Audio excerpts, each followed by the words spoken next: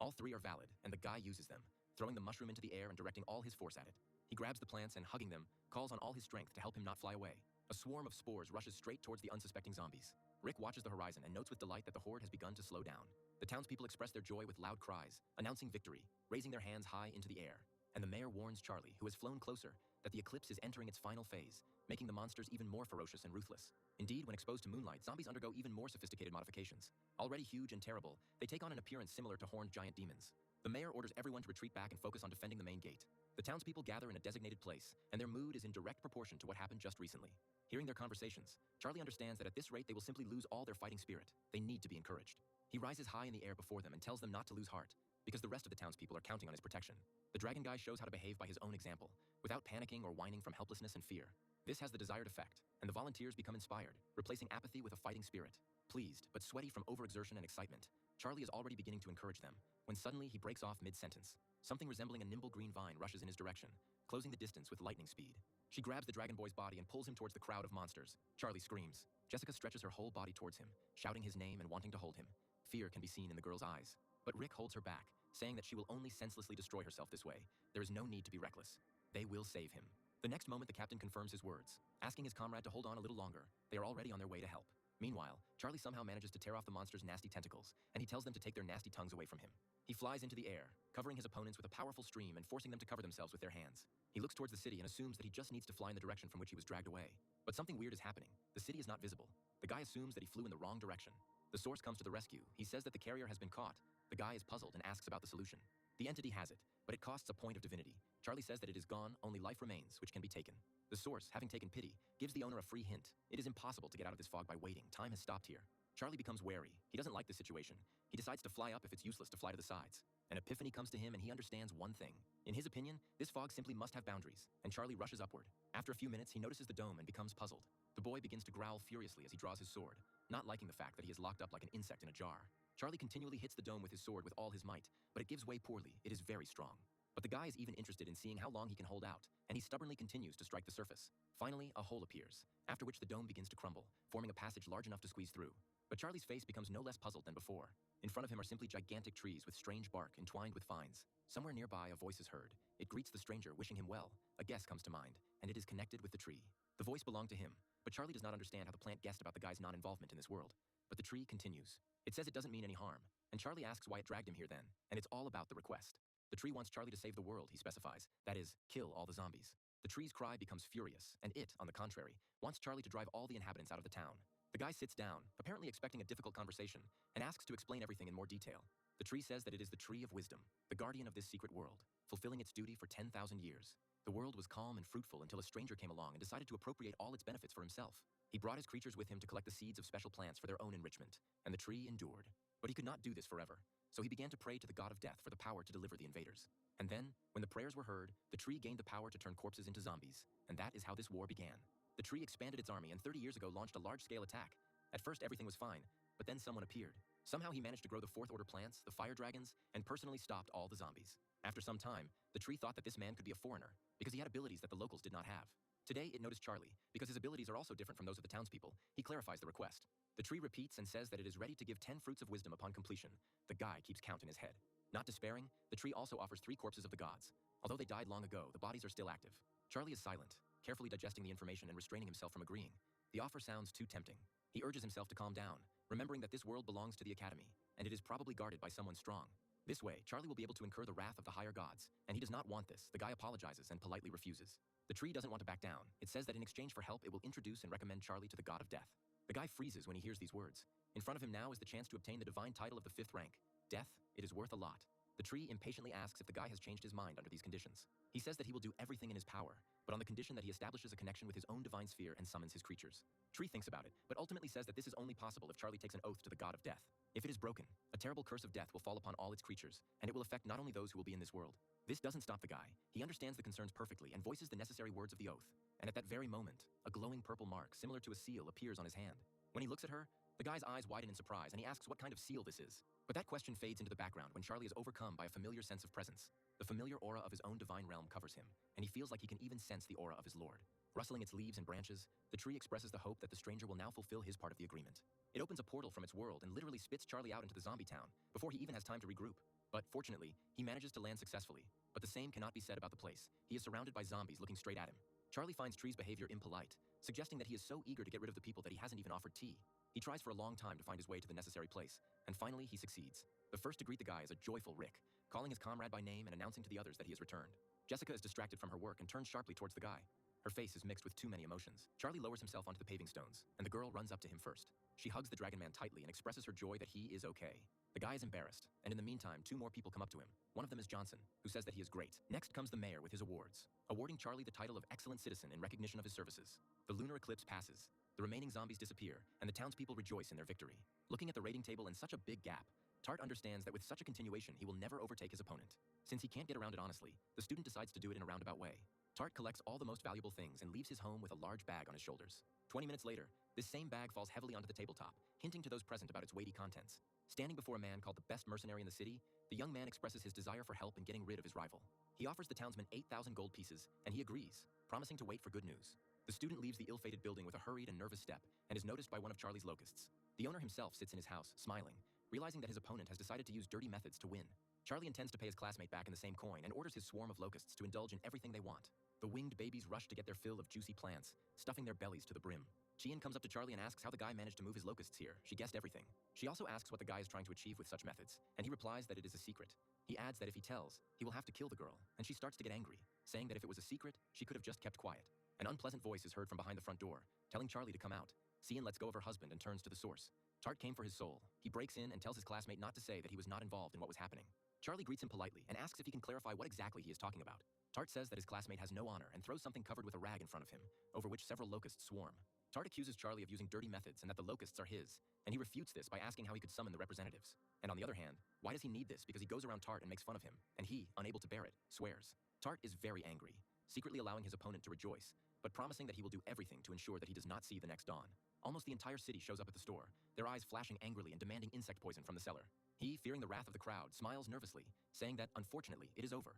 But tomorrow, a new one will be ready. Even the men are almost in tears, afraid that they will not survive the night. The mayor bursts into the store, announcing an immediate evacuation order, and local churches promise to take in anyone in need. Charlie notes that if the townspeople gather in the church, there will be no one to kill his locusts. Thus, they will soon have to leave the town. He approaches the city guard and hears an offer to take a day off. Today shouldn't be too hard because of yesterday. But on the other hand, Jessica would be very happy if Charlie stayed and kept her company. The guy smiles nervously and says that then it would be better to wander around the city and look for weak spots in their defense. One of the individuals flies up to his god and says that Tart and the mercenary have begun to act. He is angry and ready for their assassination. The guy finds a deserted place and sits down on a rock and waits. After some time, the potential killers finally appear. Smiling, Charlie says that you can't keep your target waiting.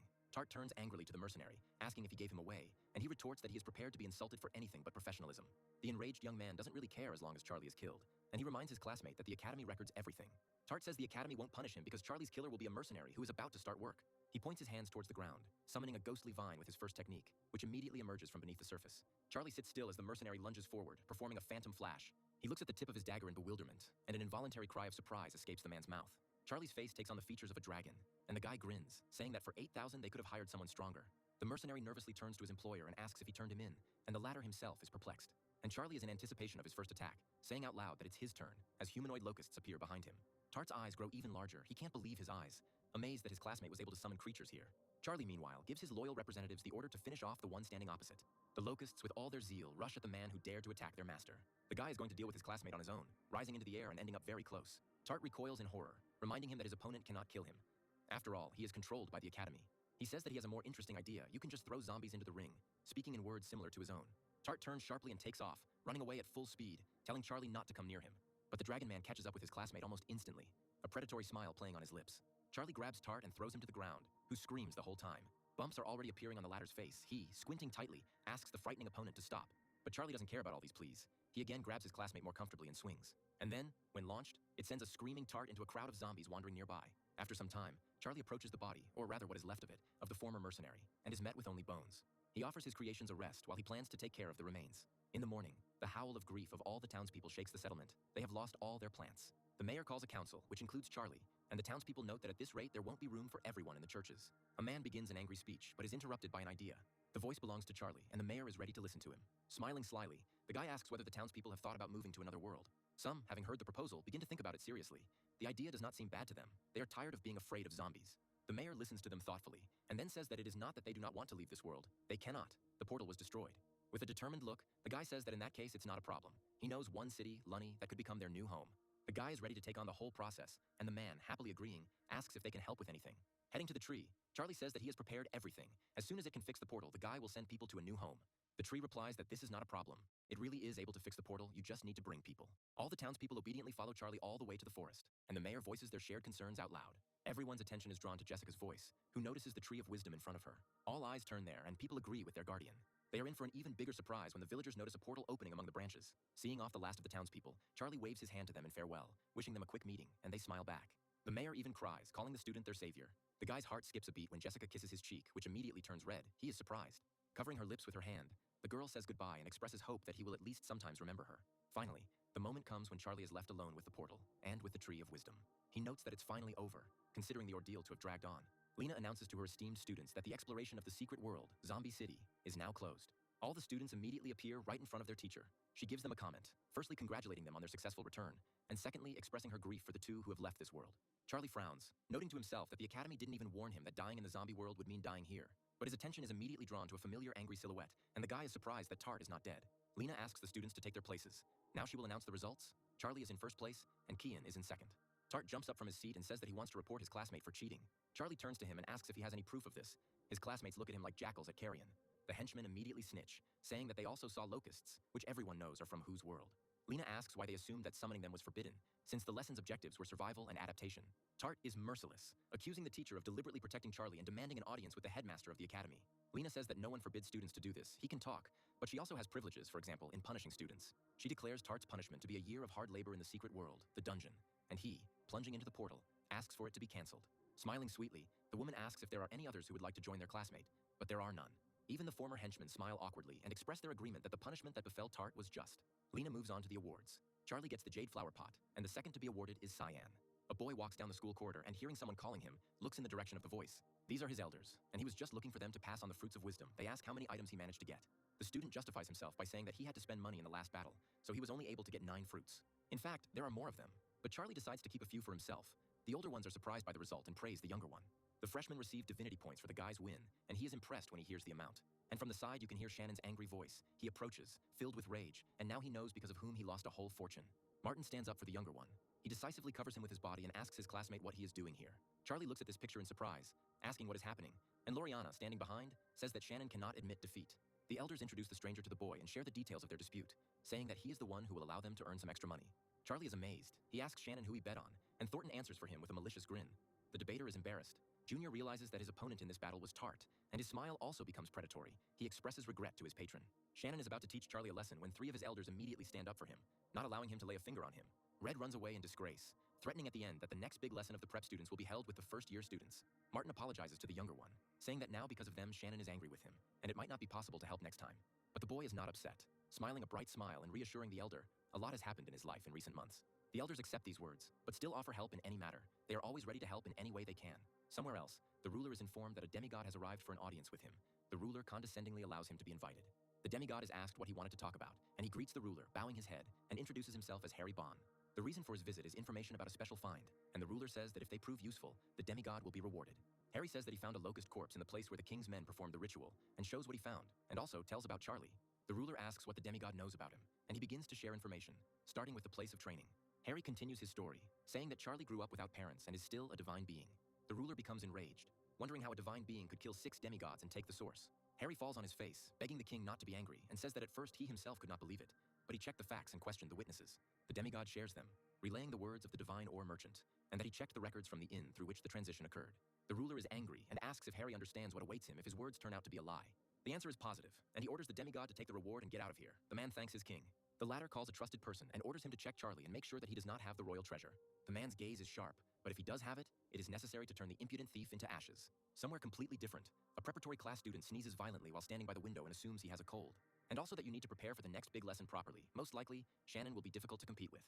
He looks at his reward from the zombie challenge with a smile and says, "It's good." Charlie believes that if Plant Fusion and Ghostvine were combined, the result would be deadly. The corpses of the demigods are perfect catalysts for creating the Lord of Locusts, and after consuming the Fruit of Wisdom, it will become even stronger. The system window shows a call screen. The student receives a call from teacher Lena. He is surprised. The call is unexpected. And yet he takes the call, and the woman, without even a shadow of a smile, tells him that she has bad news for him. He asks if this is related to the zombie city, and the answer is yes. The city's coordinates have been lost. One of the Academy's nobles is furious and challenges a student to a duel. Lena will be their referee in this fight. The guy breathes a sigh of relief. Believing that at least he won't be killed, Lena confirms that she doesn't let anyone harm her students. Charlie lies on his bed and looks at the ceiling, admitting that what's done can't be undone. All he can do is look forward. On the appointed day, he stands in the arena of the Imperial Academy and hears the voices of his elders from the stands. They are rooting for him.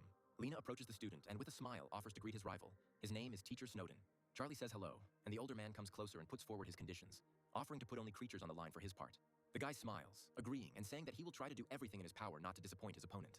Lena suggests starting and says that the duel will take place on hilly terrain, and also asks the opponents to summon creatures. The conditions are set, and the three stand in the middle of the arena, and the woman takes her place between the competitors, as befits a judge. The man notifies his opponent that he is ready to begin, and summons a portal behind him leading to his god sphere. A moment later, the first of the creatures begin to emerge from it. They look like either articulated dolls or mannequins. The beings of the teacher continue to exist until there are as many of them in this world as were stated, namely, 1,000,000. The dolls open their eyes, revealing their eerie gazes to the observers, and Martin immediately finds their aura terrifying. The older Charlies sit on a bench and discuss the teacher's creatures. Thornton knows a lot about them, and this knowledge does not bring relief. Loriana also speaks out. She doesn't think that Snowden wouldn't use heroic-type creatures against a student. Martin suggests that the younger ones surrender, because in this case, it will definitely be possible to save half of the creatures, and there will always be time to take revenge. But something unexpected happens. The fighting teacher himself tells the first-year student to shut up. Standing in front of his army of Homo sapiens, the man asks his opponent if he would like to finally summon his creatures. Charlie also opens a portal to his sphere, like his rival did earlier, and summons locusts, apologizing for keeping him waiting. A swarm of locusts circles above and in front of the orderly ranks of Homo sapiens, but some insects stand out from the rest. Snowden is surprised, asking how the student managed to develop his creatures to the super elite level and in such numbers. And a little later, the eyes behind the rectangular glasses become even more rounded. He can hardly believe what he sees. A lord-type creature appeared right in front of the teacher, smiling ominously and flashing red eyes. Snowden does not understand how the locusts could evolve into a lord-level creature, and he is also surprised by the red orcs led by the second lord. The man is shocked to the core when he sees demonic minotaurs among the enemy creatures and fears that they too have a lord. Sword also emerges from the portal with his imperial bearing, and there is no doubt that he has also evolved into a lord. Following the sword, skeletons emerge from the portal, led by the resurrectionist. The teacher becomes completely uneasy when he sees 5 lords and a being at the peak of heroic-type combat power in front of him. Martin, seeing this from his place, is now finally convinced that Charlie's win is not a simple coincidence. Lorraine looks at her youngest like a caring mother, noticing that he has a great future. All that remains is to enter the academy. All 3 elders jump up from their seats, starting to encourage their friend at the top of their voices. Charlie, meanwhile, orders his demon bugs to attack. Homo sapiens, in anticipation, put their palms together, constructing some kind of spell. It is clothed in a golden shield that absorbs all damage inflicted on it. Charlie is stunned by what he sees and can't even hold back his exclamation of amazement. Meanwhile, Snowden's creatures attack their opponents with golden balls of energy. Charlie doesn't like this turn of events and orders the demon bugs to retreat and the fallen locusts to create a barrier. The latter obey the will of their god, creating a strong barrier that also absorbs all enemy attacks. But Snowden doesn't think so, saying out loud that it won't be enough to stop his creatures. He tells them to begin, and Homo sapiens simultaneously raise their arms into the air, setting the stage for the next technique. Charlie looks through his own barrier in amazement at the rapidly growing ball of energy. The teacher holds out his hand, commanding the creatures to release an incinerating wave at the enemy. Charlie is adamant that he needs to break the barrier, because if things continue like this, he will lose. He gives the divine hammer a command, sending it forward. He jumps high into the air and swings his weapon over the enemy's dome. The hammer touches the surface and a bright flash of light fills the space. The divine hammer twists with zeal, wanting to break the barrier. Finally, the efforts pay off, as cracks begin to spread across the surface of the dome from the point of impact. Charlie praises the Red Orc leader and sends the locusts to attack again. Homo sapiens stand calmly in front of the great swarm, waiting for them to approach for closer contact. The elders are delighted that Charlie finally has a chance. But Snowden doesn't think so, saying that they have only just begun the battle. Charlie thinks he has a lot of locusts, of course, but their fighting power leaves much to be desired. It is unlikely that he will be able to win with only them. He decides to try another option and sends the skeleton lord forward. The Homo sapiens attack the locusts from a distance, not allowing them to close the distance, and Charlie is surprised by their amount of skill. Things have moved forward, but the guy is still losing. He's going to strengthen the locusts with the help of the source of mutation. But he says that this time the enemy is stronger, and in order to avoid detection, they must immediately go into hibernation. Charlie doesn't like this arrangement. He tries in every possible way to force the source to manifest, but in vain. Now all we can hope for is the undead. The student turns to them and asks them to give it their all, and the skeletons are quite successful in their task. The resurrectionist uses his ability on slain enemy creatures, causing skeletons to rise from their bodies. Martin jumps up from his seat, recognizing the technique previously used on his own creatures, and is inspired. But something is wrong. An explosion shakes the space, and Charlie turns towards it, bewildered and puzzled. Snowden acknowledges the strengths of the undead, referring to the replenishment of their ranks with the corpses of the enemy, which used to be a big problem. However, he also shares a secret. Over all these years, it has been curbed, and every being above the rank of true god has a blocker. Charlie begins to reason, running through all the possible options in his head, and understands that for now he is at a clear loss. His creatures stoically resist the enemy's creatures, unwilling to surrender despite the losses. The sword furiously cuts through the robotic bodies of Homo sapiens. Defeat is clearly not for it. The demonic minotaur also does his part, throwing enemy creatures away from him like dolls. And Charlie, seeing this picture, is seriously scared, realizing that 2 of his best creatures have penetrated too deep into the enemy camp. They have already begun to be surrounded, and if nothing is done, they will die sooner or later. Charlie orders his dark locust to fire, and it skillfully aims its bow at the target. The arrow hits a sphere above the battlefield, and some creatures look up in confusion as they follow its trajectory. And at the same moment, hundreds of arrows fall on the heads of Homo sapiens, who can hardly be saved even by fleeing. Charlie admires the effect of the fruits of wisdom. The Dark Locust's abilities have become much stronger. Meanwhile, Sword and Minotaur work together, breaking through. They mercilessly and deadly eliminate all opponents in their path, moving towards their goal. But Homo sapiens are no slouch either, and even Charlie notes their extremely fast recovery. The boy's eyes widen in surprise when the sound of a familiar voice reaches his ears. His indispensable ally, the black dragon Elphys, arrives to his aid, announcing his arrival with a thunderous roar. A squad of half-dragons appears directly below him. The elders, seeing the great creature, admire the younger one even more. Some of them suggest that Elphys has the potential to become a monarch. Martin's whole appearance exudes dejection, and Thornton states that his defeat was predetermined. Even the opponent is impressed, admitting that the student has a great future ahead of him, despite the fact that he is not even a freshman. Half-dragons descend before him, and the man looks at them puzzled, not recognizing the class of creatures. But later, he still remembers. This turns out to be a decisive factor, and the teacher suggests that the opponent declare a draw. Charlie looks puzzled, frowning, as Elphys flies over him against the clear sky. The latter opens his fanged mouth wide and announces in a loud voice that he will never agree to this. Martin, shocked, asks again if he heard correctly, and the neighbor confirms, suggesting that the man saw his rival as a threat. Loriana smiles provocatively, saying that if this news gets out, something will happen to Charlie, but she is interrupted. Lena stands up behind them, explaining that Snowden didn't even use half of his capabilities. He just values talent. The man's offer of a draw meant he recognized Charlie's potential, and it looked like his rise would begin today. Snowden approaches his opponent and informs him that he has already cooled his head, so further losses will be simply pointless. As an apology, the man is ready to give him the rest of his army. The dragon is indignant, but Charlie asks him to be silent. Snowden confirms his intentions, but puts forward a condition. Upon official admission, the guy must become his student. Lena arrives, offering to thank the man for such a generous offer. He's one of the strongest mentors at the academy. The woman says that every year for this event, simply gigantic lines of students form, wanting to get to Snowden. The guy frowns as he counts and comes up with at least 1,000 potential students. Lena continues to stir up interest by saying that the academy accepts only 2,500 people at the beginning of the year. Charlie immediately casts aside all doubts, appearing before the teacher and saying that he is ready to become his student right now. The man takes this as an agreement, promising to send the remaining 820,000 beings to the Disciple Sphere. But you need to wait with the apprenticeship and first fulfill 2 conditions, officially entering the academy and receiving demi-divinity. In addition, it will be necessary to receive divine knowledge from the god of death himself to saturate the body with divinity. If these conditions are met, Charlie will become an official Snowden student upon admission. After the battle was completely over, his elders ran up to the younger one, congratulating him on the draw, but he wasn't particularly happy. Snowden is surprised that they had an audience and asks not to tell anyone about it. Thornton hesitates, reminiscent of his teacher's disposition. And at the same moment, golden cards appear in the hands of all 3 at the behest of the teacher. He bribes the students. They giggle sweetly, saying that they have already forgotten everything they saw, and Lena is irritated that the first years dared to blackmail the elder god. The next day, an embarrassed Cian approaches Charlie and asks him to do her a favor. They are walking, and the girl shares her troubles. Her family wants to marry her to Tart. The guy is surprised by this. The decision was made by Grandfather Qian, and since he is the only true god in the family, his decision is unquestionable. After Tart's defeat, the leaders change their minds, deciding to marry the girl to his older brother. Charlie sees the seriousness of the family's intentions and promises to do everything in his power, but does not understand how he can help. Qian thanks him. He again turns the conversation into a joke, saying that any husband in his place would have done exactly the same thing.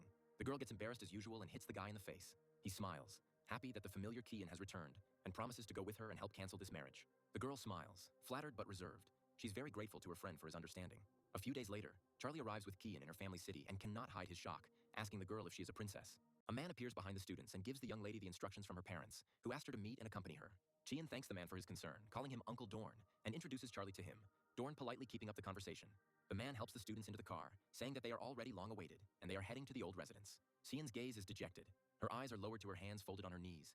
The girl is unusually silent. Charlie notices this and calms her down, promising to protect her if anything happens, and the student smiles gratefully. The transport stops and the girl announces her arrival. The cries of the Qian family members can be heard even outside the courtyard gate. Charlie clearly hears the struggle for the girl's freedom. The students come closer to the house, and the arguments correspondingly become louder, with Father Qian ardently defending his daughter's freedom. Charlie looks at the girl with irritation and asks if her family's children are always treated like objects. And she, unable to bear it any longer, bursts into a room full of relatives bickering among themselves, saying that she is against the marriage. She is greeted with less than kind words, literally calling these words nonsense and telling her not to interfere in the conversation of her elders. Father Qian rushes to her aid, not allowing anyone to touch her, threatening that it will end badly for those who dare. The man is reproached for spoiling his daughter too much, which will not do her any good. But Qian's father does not back down, saying that he is doing everything for her good, and his opponent tries to shut him up, jumping up from his seat emotionally. He accuses Qian of being just a divine being, and says that the family's true god must be saved by any means necessary.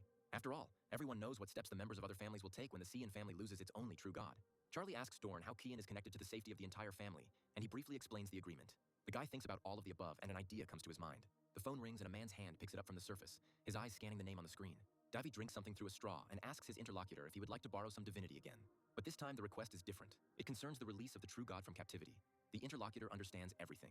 Charlie is delighted, asking if Davy will help him. He says only if they agree on a price. The guy thinks about what can be done here and concludes that it would be better if he takes the blow himself. Asks about the artifacts. Davy smirks. He says that the amount he spent on fixing his spear will be enough. Charlie agrees. They try to appeal to Xian's voice of reason again, saying that she cannot give in to her egoism, but her father continues to defend his daughter. But then a voice completely unfamiliar to the family is heard from the outside, asking for permission to intervene, and everyone is surprised. Upon seeing Charlie, one of the main troublemakers asks who he is and orders the guy to be thrown out of the room immediately. Now Xian acts as a protector, covering his classmate with his body and saying that he came here to help.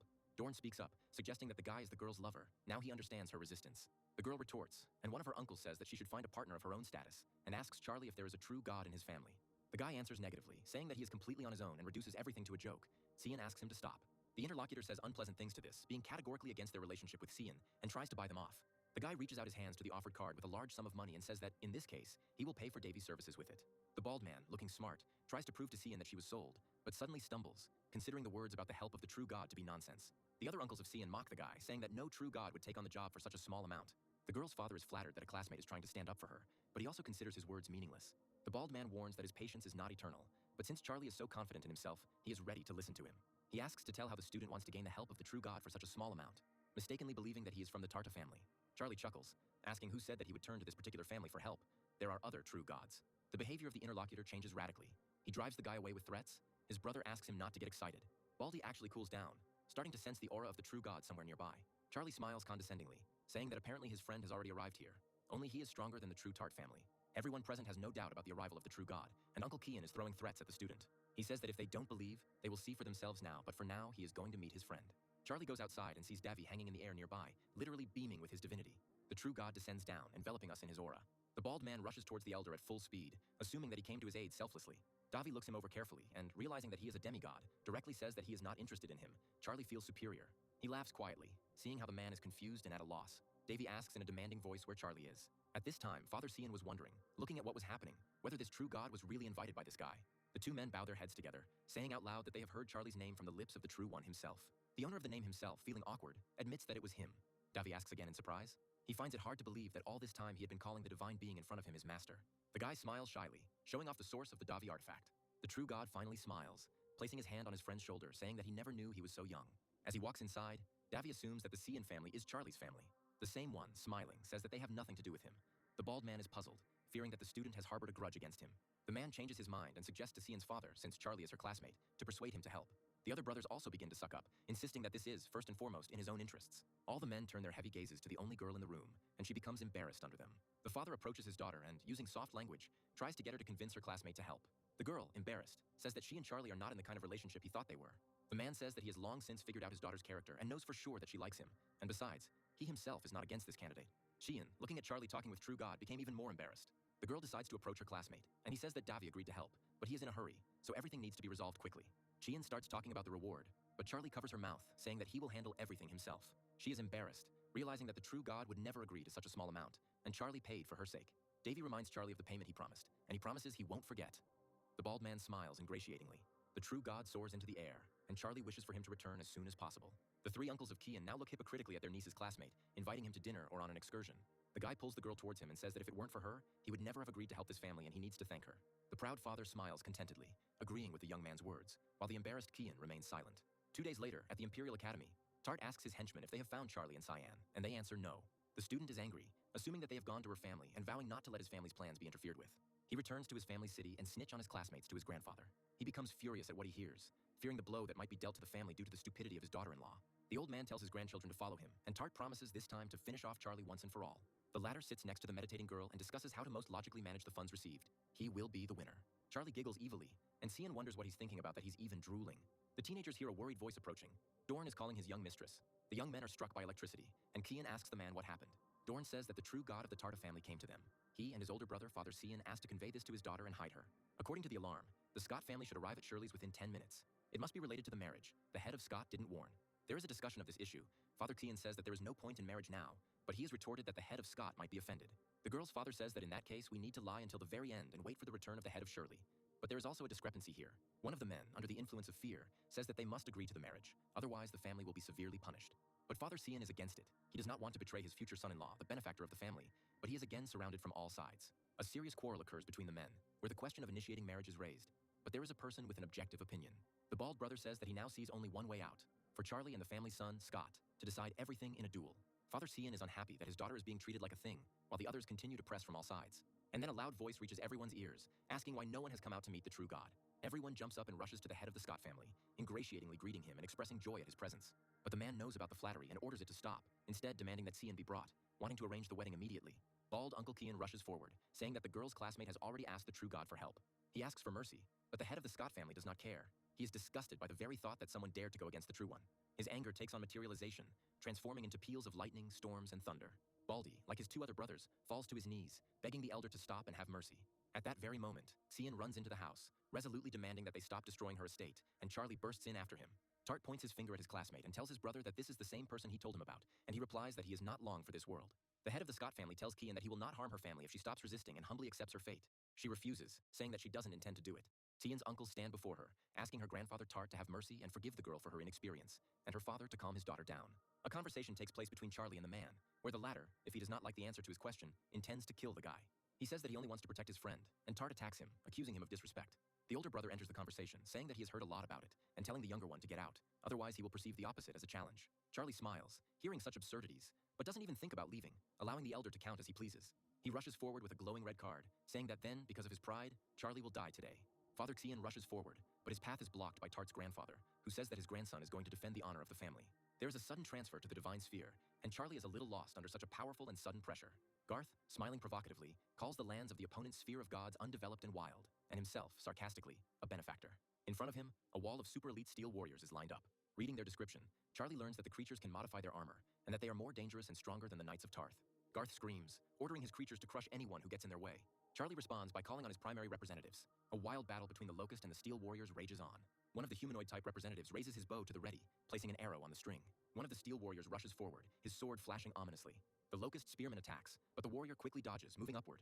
Another Locust manages to successfully catch up with its opponent from above, driving him into the ground with its feet. Garth grins angrily, admitting that he underestimated his opponent, but promises that it will not happen again. He spreads his legs wide, sending another batch of Steel Warriors into the attack. A steel hand emerges from the portal of the gate leading to the Divine Realm, but it is not like the hands of the previous warriors. The thing is, Garth summoned a Divine Steel Warrior that surpassed the ones before. The giant's eyes flash and he rushes forward, rushing towards the enemy with a weapon to match. Locusts standing with a bow are lost due to the element of surprise. The Divine Steel Warrior swings almost playfully and cuts off the paw arm holding the bow. A look of disappointment crosses Charlie's face as he realizes that Garth was aiming right at his lord. The opponent throws out evil words, saying that no matter what type of locust it is, it will remain pathetic and incapable of anything. The master of the creatures does not agree with this at all. He is going to show the enemy personally what his children are capable of. The next moment, the guy subjects the locust to directed mutation. Garth's eyes widen as he sees what's happening right in front of them, and a swarm of giant locusts is heading towards him at the behest of their god. The mutated locusts are next to enter the fray, moving straight towards the Divine Steel Warrior. Garth decides to strengthen his steel armor using steel transformation. Next comes the giant sword transformation, and the giant warrior puts up a translucent shield in front of him. And Charlie is amused by this. He smiles, saying that he didn't think the opponent would go on the defensive, but he himself has only just started. He releases a heroic type of locust, giving the command to attack. Using the source, the boy initiates the directed mutation again. Locusts with new characteristics appear on the battlefield.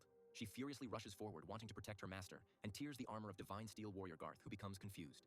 A satisfied smile appears on Charlie's lips as he asks his opponent if he now thinks his locusts are pathetic and insignificant. The enemy remains angrily silent, and the interlocutor, taking advantage of the moment, allows himself to show him something else. Charlie feeds one of his own 1,000 poison crystals, telling it to show the Divine Steel Warrior where he belongs. The locusts are becoming noticeably stronger. This can be seen even with the naked eye. She extends her clawed handpaw forward and begins to undergo poison-induced modifications. Locust gains the ability Corrosive Poison. As soon as the individual has acquired it, he rushes towards his opponent. She attacks him with her new ability. Even the shield is affected. Garth fearfully orders his being to return to the Divine Sphere immediately. Charlie squats down and smiles, saying that his Divine Sphere is not a walkthrough. Hearing the words that no one is allowed to come and go as they please, Garth, horrified, asks his rival what he is planning. Instead of answering, he summons all 4 of his lords at once, making the opponent feel even more uneasy. He falls to the ground, wondering how this is possible and calling Charlie a monster. And behind the open portal, a huge shadow appears, growing even larger with each passing second. Elphys flies out of the gate portal and Garth screams in confusion, wondering how many creatures Charlie has in total. The Minotaur rushes into the attack first, furiously knocking down his enemies along the way and throwing them in different directions. The sword also cannot remain on the sidelines. No enemy can escape from it. And the Resurrectionist summons skeleton knights from the fallen bodies. Garth begins to cry, asking his opponent to stop and let him get out of this divine sphere. Charlie gets angry, saying that now it's his turn, and gives the order to capture the enemy's sphere. Garth doesn't want to allow his divine sphere to be invaded and is going to do something about it. He decides to close the gate, ordering the remaining creatures to stop the enemy. The gates are indeed beginning to close as the locusts continue to peck at the remains of the steel warriors. At the same time, she heads with them to the portal and sneaks inside under the noise. Finally, the errata closes with a distinctive pop, and Garth breathes a sigh of relief. But he rejoices too soon, because immediately the huge doors swing open again. And it's all about the special locust, which is capable of strengthening the connection between the spheres. They are weak in themselves, but getting rid of them is not so easy. Garth falls to his knees, asking his opponent to bring all the creatures back. He admits his defeat, but the opponent is merciless. He believes that he did the right thing, because the one who attacks first must understand his mistake. Garth jumps to his feet and turns around, giving Charlie one last chance and threatening his grandfather. But Charlie is not a fool. He understands perfectly well what awaits him, so he is going to leave True's grandson as a prisoner for the time being. Garth says that if he is released, he will not allow the head of the house, Scott, to kill Charlie. But Charlie asks him to shut up. He is trying to find the core. But the search ends before it really began. The core of Garth's divine sphere is found. In the real world, his grandfather begins to worry, assuming that something has happened, since his grandson has been gone for a long time. Filled with excitement, he calls up the battle observation screen. The brothers of the Shirley family also offer their eldest to observe what is happening, and he obeys. He himself is interested. The eyes of everyone present immediately widened at what they saw. The surveillance screen shows the complete destruction of Garth's creatures. Uncle Kian is perplexed as he watches this. Garth's divine core is now under the control of his brother's classmate. One of the Charlie representatives even sits on him to further demonstrate his superiority. A projection of his rival's grandfather appears next to Charlie, telling him to take his hands off his grandson's core. There is not a grain of fear in the guy's eyes. He firmly and confidently notes that the true god is not in a position to threaten now. He orders his subjects to deal with the remaining creatures of the former enemy. The grandfather tells the boy to stop, asking what he wants in return. He is clearly hurt by his own words. Charlie is satisfied, saying that he now understands that the head of the Scott family is ready to negotiate, and that is where it should have started. The man remains silent, gritting his teeth, silently promising the one who dared to treat him and his family like this a very difficult death. But then the space around is filled with the aura of the true god. Charlie, sensing the return of his friend, concludes from the density of the aura that the mission was successful. The men of the Qian family couldn't help but let out joyful cries when they realized that he had succeeded. The eldest son invites the head of the Scots to stay for the celebratory banquet in honor of the return of the head of Shirley, but he refuses. The old man offers to let his grandson go, since the true god, whom Charlie was waiting for, has already returned, but he refuses. He's not sure he'll survive, but Davy appears next to him, disproving his words. As long as he's here, Charlie is protected. Grandfather Kian returns home successfully, and his sons rejoice even more. Now the boy is ready to let go of his captive and leave his divine realm. He tells the true god of the family about this. Garth, standing in front of his former tormentor, says that next time there will be no one to protect him, but he is not afraid at all, giving other advice. The grandfather, appearing from behind, slaps his grandson, telling him to stop humiliating himself, and they leave. Grandfather Kian shouts threats after them and announces the severance of all relations and obligations between the families. The remaining members watch the removal of the Scott family members in complete silence until they are completely out of sight. Grandfather Kian, smiling, thanks Charlie for saving his granddaughter, and gives the student a gift. The boy is surprised. He looks in amazement at the tablet of lineage, which can return beings to the appearance of the first representatives of the lineage. Charlie believes that this item could transform his locusts into the most ferocious prehistoric species of their kind, and wants to see it. 3 days later, at the Imperial Academy, Martin asks his youngest to come out. They need to talk about something. The guy goes outside and walks towards the designated place, but he is called out from the other side. The trio waves their hands, attracting attention. Charlie greets his elders with a smile and asks what they want to talk to him about. The boys want to share information about Shannon with the younger one, because they believe that he will not easily abandon the idea of doing harm. Charlie learns that his future rival is represented by ordinary goblins and considers him a genius for being able to rise so high. The guys try to cheer up, but their words make you even more uneasy. Shannon's army is strong. Charlie asks if the elders are really trying to cheer him up, but they are embarrassed. He sits in the lotus position and goes over in his head all the possible strategies for the upcoming battle, as well as how to protect and strengthen the creatures. The mushroom that comes to mind for Charlie is the Black Death, as it has already proven its usefulness in the battle against zombies. To carry out the plan, the guy needs other ingredients, so he calls the appropriate system window.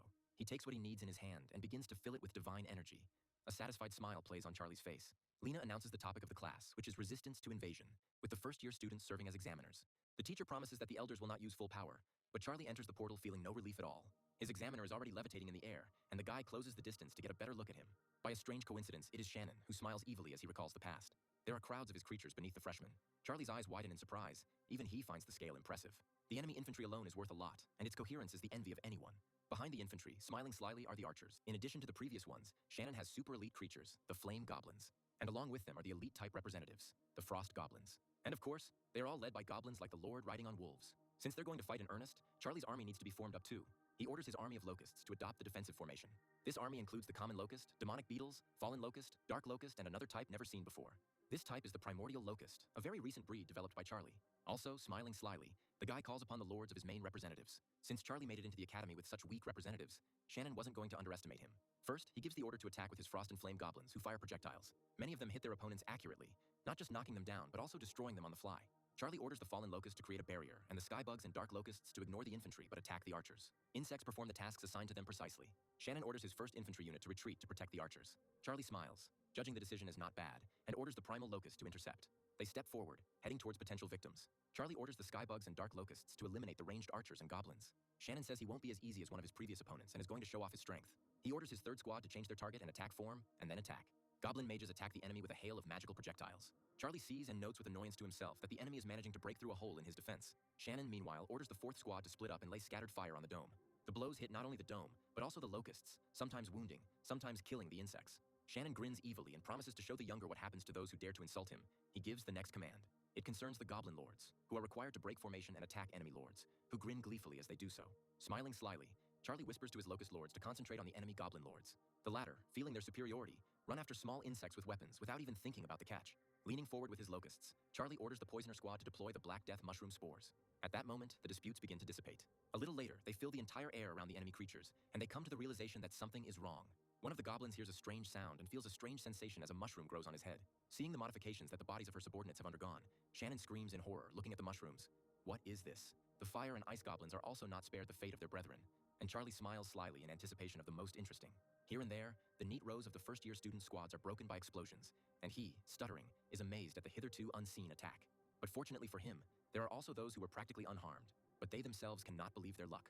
Although Shannon's words sound like a joke, his expression is tense, and he is having a hard time dealing with his inner state. Charlie smiles in response to this and is about to tell his opponent about the continuous chain explosions, a technique he himself invented. Following the explanation, a visual demonstration occurs, and a new series of explosions occurs, more powerful than the previous one. This affects more goblins, causing them to fall to the ground literally from the shockwaves. The angry freshman throws both hands up and, filling with energy, calls upon divine magic for help. A shimmering blessing is cast across the entire perimeter of the battlefield, and Shannon uses a restoration spell. Charlie smiles, thanking his elder for healing the enemy creatures as well, which were also affected by the positive effect. Believing that his army is still in a more advantageous position, he is confident that he will win in the end. A new round of explosions shakes the air, breaking up Shannon's ranks. An even more powerful attack follows, laying his entire army at the feet of the first-year student who freezes in shock. Unable to find anything more substantial to complain about, he is indignant that his opponent did not talk about power growing exponentially. Charlie smiles sheepishly. He himself did not expect this, and assumes that divine magic contributed to such a strong effect. The goblins' heads are sprouting mushrooms again, and Shannon is seething with rage, not even knowing what to say in response. Charlie gives a mock guilty wink, saying that the situation is a little out of control and the next explosion could kill the Goblin Master too. Shannon remains silently angrily, but looks puzzled. He thinks that he shouldn't lose to a preparatory course student. He is a genius after all. He acknowledges the younger strength out loud, but says it's still not enough to handle him. And Charlie smirks. Shannon uses the divine magic, Flame of Battle, which increases fighting spirit, increases physical strength, and reduces sensitivity to pain, and then adds military divine magic to everything. Now, when killing an enemy, creatures can restore 25% of body damage and convert the excess into physical indicators. But that's not all. It seems Shannon has decided to give it his all. He calls on the divine magic of the earth for help. The earth begins to nourish the creatures with its power and significantly strengthens their defenses. The freshman smiles maliciously, announcing that it is his turn to attack. Thanks to the miraculous power of his magic, even the mushrooms that were previously sown on the creatures fall away, and the goblins are ready to fight again. Charlie's face takes on a stunned expression. He can't believe that Shannon just got rid of all his mushrooms. One of the goblins raises his blade and chants an ode to his revered god, who favors them, calling his brothers to arms. And all creatures, as one, rush into battle for the glory of their lord with the intention of destroying all the insects of the enemy. Charlie takes a defensive stance, ordering his creatures to stop the enemies as explosions thunder behind him. Lena and other teachers observe the exam through the corresponding system window. The woman asks her colleagues if they have any thoughts about the preparatory course. One of the teachers says that he was most impressed by Cian, because she managed to raise the Lord of the Thunder Sparrows. She is worthy of admission. The woman with glasses chooses Tart and his older brother as her favorite, who can be persuaded to enroll in the Imperial through the younger one. The third teacher liked Chaz. He considers him promising, because the average level of creatures can be compensated by analytical abilities. Then, not very happy, Lena herself asks what her colleagues think about Charlie. They watch the battle of the Locust Master in absolute silence. The first to speak up is a woman who says that it looks as if the student's defeat is inevitable. The man who chose Kyan disagrees. Shannon's rise proves that Charlie can follow in his footsteps. Lena notices that the guy is now using only his main representatives to confront one of the strongest first-year students. Everyone agrees with her when the woman says that expelling such a capable student for losing this battle is unacceptable. Meanwhile, Shannon is on the battlefield once again ordering his goblin army to focus on the enemy lords. The creatures rush towards the locusts, and Charlie doesn't want to believe that he can actually lose. Suddenly, the battlefield is filled with a voice belonging to the teacher, announcing that the battle must cease. The lesson is over. Shannon is beside himself with anger. He was so close to victory. While losing a significant part of the army, Charlie was even able to finish off one of his lords. Teacher Lena stands at the board and, smiling sweetly, reminds us of the rules for participation in the lesson that has just ended and is about to announce the results. First of all, the woman names those students who received the highest score. Charlie's name is not heard on their list. He is sad, thinking that he lost and will now be expelled. And Tart grins, saying that his classmate has finally shown his true self. Sitting on the left, Cian reassures Charlie, believing that even despite his loss, the teacher saw his potential, because the opponent was strong. But the guy's name still sounds, albeit the last one. Tart is stunned, his mouth wide open, not believing his ears. Scott raises his hand, announcing that he has a question. The teacher asks what it is. Tart asks about the judging criteria, because how could Charlie get the highest score if he lost the battle? Lena says that she cannot voice the criteria, but the decision is objective, since it was made by the entire teaching staff. She asks with a sweet smile. But behind the woman there is a deadly aura swirling. Will Tart be satisfied with such an explanation? He fearfully agrees. Already addressing the entire class, Lena dismisses the students, first reminding them that the excellent students only have one day to prepare.